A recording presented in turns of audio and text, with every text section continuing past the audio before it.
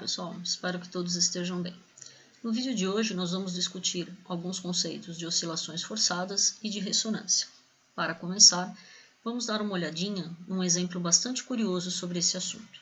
O que vocês estão vendo nessa imagem são pesquisadores da Universidade da Califórnia movimentando uma réplica de uma estátua Moai que tem lá na Ilha de Páscoa. Existia uma lenda que dizia que essas estátuas caminhavam, e é exatamente isso que esses pesquisadores conseguiram reproduzir. A partir da aplicação de uma força periódica através dessas cordas que estão amarradas na parte superior dessa estátua, eles conseguiram fazer um movimento periódico dessa estátua e fizeram então com que ela se movimentasse para frente, confirmando então a lenda que existe na ilha.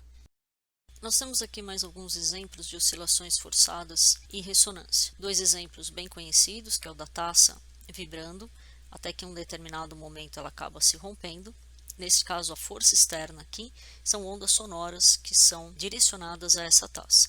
Outro exemplo é a ponte de Tacoma, que como consequência do vento nessa região, acabou oscilando com uma amplitude bastante grande, até que num determinado momento ela não resistiu e acabou ruindo. Um outro exemplo bastante interessante são as imagens obtidas através da ressonância magnética. Bem, nós finalizamos o último vídeo analisando o movimento subamortecido. Neste caso, a amplitude de oscilação ela diminui com o tempo até que o sistema para totalmente de oscilar devido à perda da energia mecânica como consequência da existência de uma força de atrito. A pergunta nesse momento é: como podemos fazer com que esta oscilação, apesar da existência da força de atrito, não termine? Ou seja, como que nós podemos repor a energia perdida para que o movimento continue de forma permanente, mesmo com a existência da força de atrito? Para resolvermos essa questão, basta adicionarmos ao sistema uma força externa. Essa força externa vai realizar trabalhos sobre o sistema, repondo a energia mecânica que foi perdida. Então, o que nós temos aqui é o nosso sistema massa-mola e vamos adicionar a esse sistema uma força externa periódica que tem uma amplitude F0, ou seja, tem uma intensidade máxima e tem uma frequência característica. Essa força externa vai ser aplicada ao sistema de tal forma que ela sempre vai realizar trabalho sobre o sistema, adicionando novamente uma certa quantidade de energia mecânica que foi perdida devido à força de atrito. Nós temos dois casos a serem considerados. Uma situação sem amortecimento, então a segunda lei de Newton vai ficar massa vezes aceleração mais a força elástica, que é igual a esta força externa, ou nós temos a situação em que nós temos o amortecimento. Nesse caso, a segunda lei de Newton fica massa vezes aceleração mais força de atrito, mais a força elástica, que é o kx, igual à força externa. Em ambos os casos, nós vamos ter uma equação diferencial de segunda ordem, neste caso não homogênea. Neste momento, o que nos interessa é analisar a solução dessa equação diferencial, que é a posição em função do tempo. Então, como solução desta equação, nós vamos ter então a posição em função do tempo, que vai ser uma amplitude vezes um cosseno de ômega-t mais φ, onde esse ômega é exatamente a frequência da força externa. Para a gente aqui em oscilações forçadas e ressonância, o que é importante nós analisarmos é exatamente esta amplitude de oscilação. Então, no caso em que nós não temos amortecimento, essa amplitude de oscilação vai depender da amplitude da força externa, da massa da partícula, da frequência natural de oscilação do sistema e da frequência da força externa. No caso com amortecimento, essa amplitude de oscilação vai depender também da constante de amortecimento, ou seja, da força de atrito. O que é importante aqui para a gente, então, é exatamente analisar esta amplitude de oscilação em ambos os casos. Analisando a amplitude de oscilação, o que nós vamos obter é o que nós chamamos de uma curva de ressonância do sistema. E essa curva de ressonância, para vocês como engenheiros, é extremamente importante que vocês saibam analisar e tirar informações quantitativas dessa curva. O que nós temos aqui? Vamos primeiro começar a analisar a amplitude de oscilação sem o amortecimento. Veja então que no caso em que a frequência da força externa é igual à frequência natural de oscilação, essa amplitude de oscilação aqui ela tende a infinito, que é exatamente o que essa curva aqui mostra para vocês. Quando a frequência da força externa é igual à frequência natural, a amplitude de oscilação sem amortecimento ela tende ao infinito. No caso do movimento com amortecimento, quando a frequência da força externa e a frequência natural de oscilação elas são iguais, essa amplitude de oscilação ela é máxima. E é exatamente este ponto que vocês veem aqui. Quanto menor o amortecimento, maior vai ser essa amplitude de oscilação. O sistema está em ressonância exatamente quando nós temos a maior amplitude de oscilação do sistema. que é exatamente quando a frequência da força externa é igual à frequência natural de oscilação do sistema. O que nós vamos fazer agora é, então, analisar algumas simulações do Interactive Physics para a gente observar o movimento dessa partícula submetida, então, a uma força externa. Então, em primeiro lugar, vamos analisar todos os parâmetros que nós temos aqui de controle da simulação.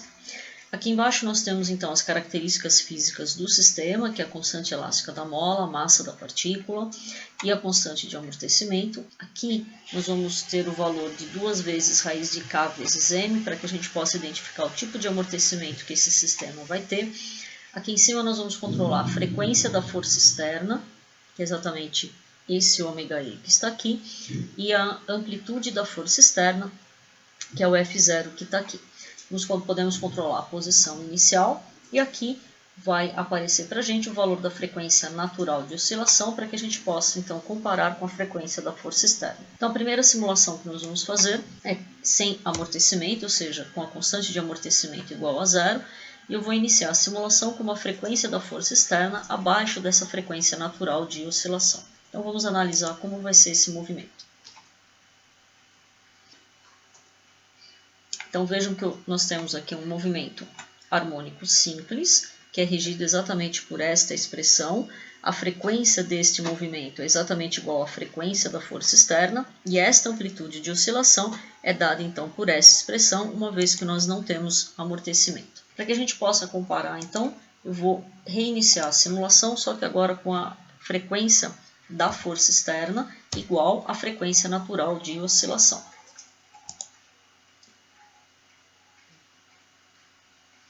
Então vejam que nesse caso a amplitude de oscilação ela vai aumentando à medida que o tempo passa, que é exatamente o que nós esperamos desta expressão que está aqui.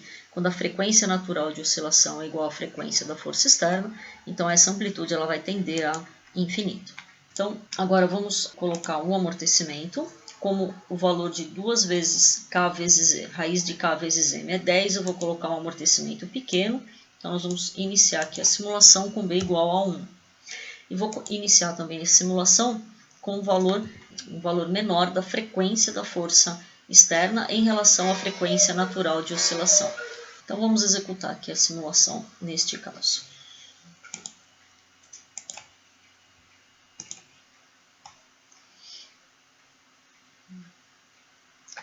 Bem, neste caso, veja que nós temos um determinado intervalo de tempo aqui, que tem uma oscilação que não é muito periódica. Nesse intervalo de tempo aqui, nós chamamos esse primeiro movimento aqui de transiente, e a partir de um determinado instante de tempo, a oscilação passa a ser semelhante a um movimento harmônico simples. Ou seja, a partir de um determinado instante de tempo, nós atingimos o que nós chamamos de um regime estacionário, e aí neste caso, a posição em função do tempo da partícula é dada por esta expressão aqui, onde o período de oscilação, neste trecho aqui, é exatamente associado à frequência da força externa, e esta amplitude de oscilação, que é esse deslocamento máximo aqui, é dado por esta expressão. Ou seja, se nós substituirmos os valores de M, ômega, ômega-E, B e F0, que está aqui, é exatamente este valor que nós vamos encontrar utilizando esta expressão. Para nós compararmos, então, esta amplitude de oscilação com a outra em que a frequência da força externa é exatamente igual à frequência natural de oscilação, vamos aqui executar novamente a simulação agora com a frequência da força externa igual à frequência natural de oscilação. Vejam que a amplitude de oscilação, neste caso, no regime estacionário, que é este trecho aqui, é maior do que a anterior. Então, este primeiro intervalo de tempo aqui, até mais ou menos 8 segundos aqui, nós temos o que nós chamamos de transiente, e a partir de mais ou menos 8 segundos aqui, o sistema entra em regime estacionário e o movimento passa a ser dado, então, por esta expressão aqui. Para analisarmos, então, mais uma vez, com uma outra frequência da força externa, eu vou aumentar novamente a frequência da força externa, vou executar novamente a simulação, e aí nós vamos observar que, neste caso, passado esse primeiro transiente aqui, a partir do momento que nós entramos no regime estacionário, a amplitude de oscilação vai ser menor do que aquela quando nós utilizamos a frequência da força externa igual à frequência natural de oscilação. Então, A máxima amplitude de oscilação ela é obtida sempre que a frequência da força externa for igual à frequência natural de oscilação. Eu vou executar mais uma vez a simulação nesta situação em que a frequência da força externa é igual. Então, uma vez que passado o regime transitório, que nós entramos no regime estacionário, nós temos então a máxima amplitude, e quando essas duas frequências são iguais, é esta situação que nós dizemos que o sistema está em ressonância. Além da relação entre a frequência da força externa e a frequência natural de oscilação do valor do B, esta amplitude de oscilação também vai depender da amplitude da força externa. Então aqui nós temos uma amplitude de oscilação aproximadamente igual a 0,4. Eu vou refazer a simulação agora com uma amplitude da força externa, que é 1 newton. E nós vamos verificar então que a amplitude no regime estacionário vai ser metade da amplitude no caso anterior, que nós tínhamos 2 newtons aqui de amplitude da força externa. Então, dessa forma, nós podemos observar que esta amplitude aqui de oscilação, dada por esta expressão aqui, depende da massa, depende da relação entre as frequências, da constante de amortecimento e também da amplitude da força externa. Na simulação, então, nós podemos observar a região aqui de transiente e também quando o sistema entra no regime estacionário. Quando ele entra no regime estacionário, essa amplitude de oscilação, então, é dada por essa expressão quando nós temos, então, um sistema amortecido. Como que nós determinamos, então, uma curva de ressonância? Essa curva de ressonância ela é determinada quando nós variamos a frequência da força externa e observamos, então, a amplitude de oscilação de um determinado sistema. O que nós temos aqui são simulações para vários valores da frequência da força externa e temos também a análise, então, da amplitude de oscilação em cada uma dessas situações. Se nós plotarmos a amplitude de oscilação em função da frequência da força externa, nós conseguimos determinar aqui a máxima amplitude, que ocorre exatamente quando a frequência da força externa é igual à frequência natural de oscilação do sistema. Neste caso, quando essas duas frequências são iguais, nós dizemos então que o sistema encontra-se em ressonância. Na realidade, se nós formos um pouco mais detalhistas na análise da nossa curva de ressonância, nós vamos perceber que, na verdade, a máxima amplitude ocorre numa frequência ligeiramente diferente daquela frequência natural de oscilação quando nós temos sistemas amortecidos. Isso ocorre devido ao fato de que a frequência de ressonância, que é igual à frequência da força externa, na realidade depende sim do parâmetro de amortecimento, que é o γ, e consequentemente da constante de amortecimento, que é o B. Mas esta relação aqui vocês vão ver na disciplina de vibrações mecânicas, quem for fazer engenharia mecânica. Aqui para a gente, como nós vamos trabalhar com situações de pouco amortecimento, nós podemos considerar que o sistema está em ressonância quando a frequência da força externa for igual à frequência natural de oscilação. Para finalizar, vamos discutir com um pouquinho mais de detalhes esse gráfico da posição em função do tempo, olhando então para a região do transiente e para a região do regime estacionário. Aqui nós vamos tratar de um exemplo onde nós temos os três tipos de movimentos que nós analisamos. Nessa região inicial aqui, nós temos somente um movimento harmônico simples. Nesse caso, a frequência de oscilação é exatamente a frequência natural de oscilação do sistema, que é raiz de K sobre M. Então, nesse caso, não há força de atrito, não há força externa. É a primeira situação que nós analisamos do movimento harmônico simples.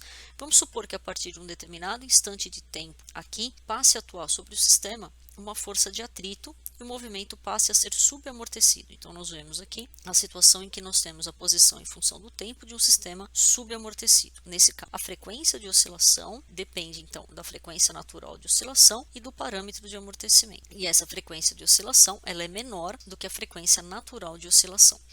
Vamos supor, então, que a partir de um outro instante de tempo, comece a atuar sobre o sistema uma determinada força externa.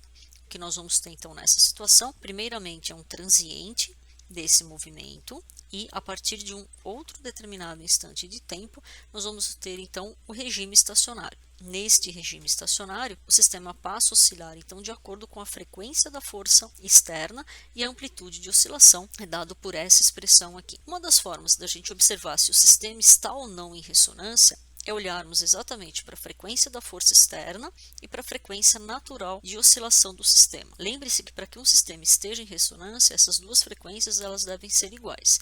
E claramente aqui no gráfico, o período de oscilação e, portanto, a frequência não é igual.